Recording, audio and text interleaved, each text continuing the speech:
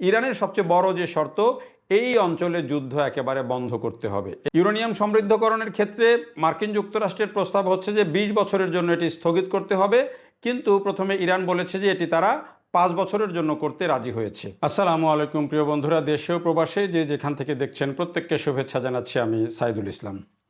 Iran এবং মার্কিন যুক্তরাষ্ট্র শেষ পর্যন্ত একটা সমঝোতার খুব কাছাকাছি পৌঁছে গেছে এমনটা দাবি করা হয়েছে।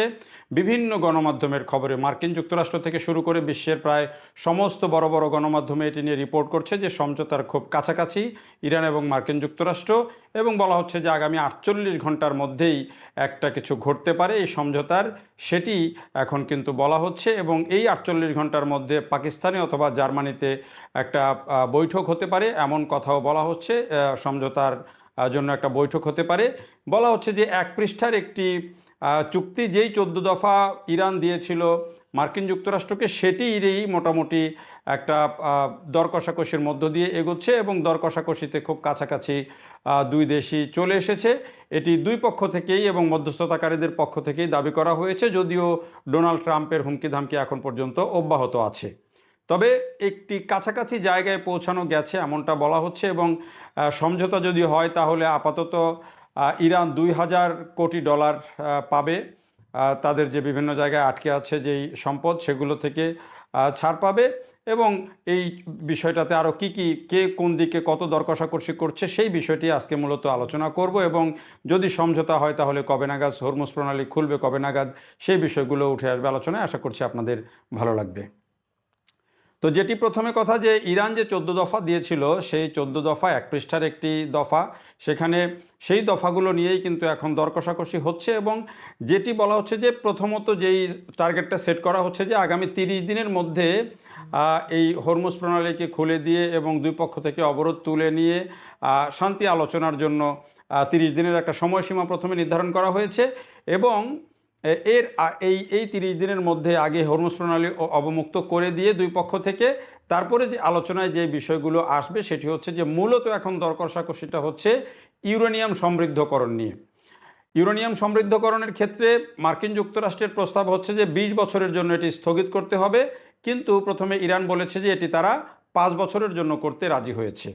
তারপরে যারা মধ্যস্থতাকারী ছিলেন, পাকিস্তান এবং অন্যান্য যারা মধ্যস্থতা করছেন, তারা এটাকে 12 বছর থেকে 15 বছরের মধ্যে একটা জায়গায় নেওয়ার চেষ্টা করছেন, যাতে করে দুপক্ষের মাঝামাঝি থাকে।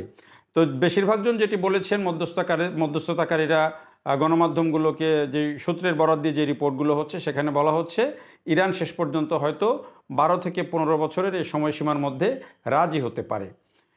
এরপরে শর্ত হচ্ছে যে মার্কিন যুক্তরাষ্ট্র বলছে যে 460 কেজি, যে 60% পর্যন্ত সমৃদ্ধ যে 460 কেজি ইউরেনিয়াম, সেই ইউরেনিয়ামগুলো প্রথমে বলেছে তাকে দিয়ে দিতে হবে, কিন্তু ইরান সেটাতে রাজি হয়নি মার্কিন যুক্তরাষ্ট্রকে দেওয়ার ক্ষেত্রে। এখন বলা হচ্ছে যে এটি তৃতীয় কোনো দেশে সরিয়ে নেওয়া হতে পারে, আর যেই ইউরেনিয়াম অবশিষ্ট যে ইউরেনিয়াম থাকবে সেগুলোকে 3% নিচে তার মান কমিয়ে আনতে হবে এবং আন্তর্জাতিক পর্যবেক্ষকদের পরমাণু পর্যবেক্ষক যারা আছেন তাদের সামনেই এগুলো করতে হবে। মাটির নিচে ভূগর্ভস্থ কোনো এরকম পারমাণবিক কর্মসূচি করা যাবে না। যা আছে, যেটুকু সমৃদ্ধকরণ তারা করতে চায় ভবিষ্যতে ইরান, সেগুলোকে সব মাটির উপরিভাগে করতে হবে। এবং সেখানে জাতিসংঘ সহ IAEA-এর যেই পর্যবেক্ষকরা আছেন তাদের অ্যাক্সেস থাকতে হবে, তারা এটি মাঝে মাঝে পরীক্ষা নিরীক্ষা করবেন, তেমন একটা জায়গায় আছে। এগুলো হচ্ছে তাদের মূল শর্তগুলো, মূলত হচ্ছে ইউরেনিয়াম সমৃদ্ধকরণ নিয়ে, যেটি মার্কিন যুক্তরাষ্ট্র বারবার করে বলে আসছে এবং এটি নিয়েই মূলত তাদের আপত্তি। ইরানের জায়গা থেকে তাদের এখন সবচেয়ে বেশি যেটি দরকার সেটি হচ্ছে যে ইরানের অর্থনীতির পুনর্গঠন। ইরান যেই পরিমাণে অর্থনৈতিক জায়গা ধাক্কা খেয়ে বসে আছে, প্রায় এই যুদ্ধে তাদের ক্ষতি হয়েছে, একটা মেজারমেন্টে বলা হচ্ছে $129 বিলিয়ন। $129 বিলিয়ন ইরানের ক্ষতি হয়েছে এই যুদ্ধে। সেই ক্ষতিপূরণ তারা পাবে কি পাবে না সেটি ভবিষ্যতে দেখা যাবে, বা আদৌ পাওয়ার সম্ভাবনা আছে কিনা। তবে তারা আপাতত চাইছে যে তাদের যেই সম্পদগুলো বিভিন্ন দেশে আটকে আছে, অন্তত $100 বিলিয়ন মতো তাদের যে অর্থনৈতিক হিসাব, তাতে $100 বিলিয়ন মতো বিভিন্ন দেশে আটকে আছে, বিভিন্ন ব্যাংকে আটকে আছে তাদের সম্পদ, সেগুলোকে যেন ছাড় দেওয়া হয়। তাদের উপর থেকে যেন তেল বিক্রির সমস্ত নিষেধাজ্ঞা উঠিয়ে নেওয়া হয়। তারা চাচ্ছে মুক্ত বাজারে অন্যদের সাথে প্রতিযোগিতা করেই তারা তেল বিক্রি করতে, এটি তাদেরকে সুযোগ দিতে হবে, যেটি বলা হচ্ছে। এর বাইরে হরমুজ প্রণালীতে যেই নিয়ন্ত্রণ, সেই নিয়ন্ত্রণ দুই পক্ষই তুলে নেবে, অবরোধ দুই পক্ষই তুলে নেবে এবং সেটিকে স্বাভাবিক করে দেওয়া হবে। এটিও ইরান সহ দুই পক্ষই বলেছে যদি সমঝোতা হয়। এবং হরমুজ প্রণালীতে এখন যেই অবরোধ আছে সেটিকে সরিয়ে ফেলা হবে। কিন্তু যদি সমঝোতা না হয় তাহলে মার্কিন যুক্তরাষ্ট্র বলছে যে আবার তারা এখানে অবরোধ দিবে এবং তারা আবার হামলা চালাবে। ডোনাল্ড ট্রাম্প বলেছেন যে তারা তাহলে আবারও হামলা করবেন যদি ইরান রাজি না হয় চুক্তিতে। আর এবার হামলা করলে তিনি বলছে যে এমন হামলা হবে যেটি আগের চেয়ে অনেক বেশি ভয়াবহ হবে, যেটি ডোনাল্ড ট্রাম্প এখনও সেই হুমকিটা দিয়ে আসছেন। অতএব তাদেরকে রাজি হতে বলছেন ডোনাল্ড ট্রাম্প। এখন এই দুই পক্ষ শেষ পর্যন্ত, যেহেতু ইরানের এখন অবস্থাটা হচ্ছে আসলে তাদের অর্থনৈতিক পুনর্গঠনটা সবচেয়ে বেশি জরুরি এবং এই মুহূর্তে তাদের অর্থের দরকার, তেল বিক্রি করা দরকার, সেই জায়গাতে তারা এখন কিন্তু অনেকটা নমনীয় হয়েছে এবং তারা কিন্তু এই যে গত কয়েকদিন, যদি গত এক সপ্তাহ আমরা লক্ষ্য করি যে ইরানের পররাষ্ট্রমন্ত্রী বিশেষ করে বিশ্বের সমস্ত বড় বড় দেশের পররাষ্ট্রমন্ত্রীর সাথে টেলিফোনে কথা বলেছেন। সেটি মার্কিন ব্লকের দেশগুলোর পররাষ্ট্রমন্ত্রীদের সাথে যেমন কথা বলেছেন, ঠিক তেমনি রাশিয়া ব্লক বা চীন ব্লকের পররাষ্ট্রমন্ত্রীদের সাথেও কথা বলেছেন। এই যখন ভিডিওটা আমি করছি তখনও কিন্তু তিনি চীনে সফরে রয়েছেন, চীনা পররাষ্ট্রমন্ত্রীর সাথে বৈঠক করেছেন। চীনা পররাষ্ট্রমন্ত্রী ইরানের উপরে ইসরায়েল এবং মার্কিন যুক্তরাষ্ট্রের যে চাপিয়ে দেওয়া যুদ্ধ, এটাকে বলছেন যে এটি অন্যায় যুদ্ধ, এটা একটা অন্যায় যুদ্ধ। এবং আব্বাস আরাকচি বলেছেন যে এটি হচ্ছে ইরানের উপরে একটা বড় ধরনের আগ্রাসন। তবে তারা ন্যায্যতার ভিত্তিতে একটি সমঝোতায় পৌঁছাতে চান যেখানে ন্যায্যতা থাকবে। অর্থাৎ ইরান এখন হয়তো পরমাণু কর্মসূচি যে ইউরেনিয়ামগুলো আছে সেগুলোর মান নামিয়ে আনবে, পরমাণু কর্মসূচি স্থগিত করবে, এরকম জায়গায় যাবে।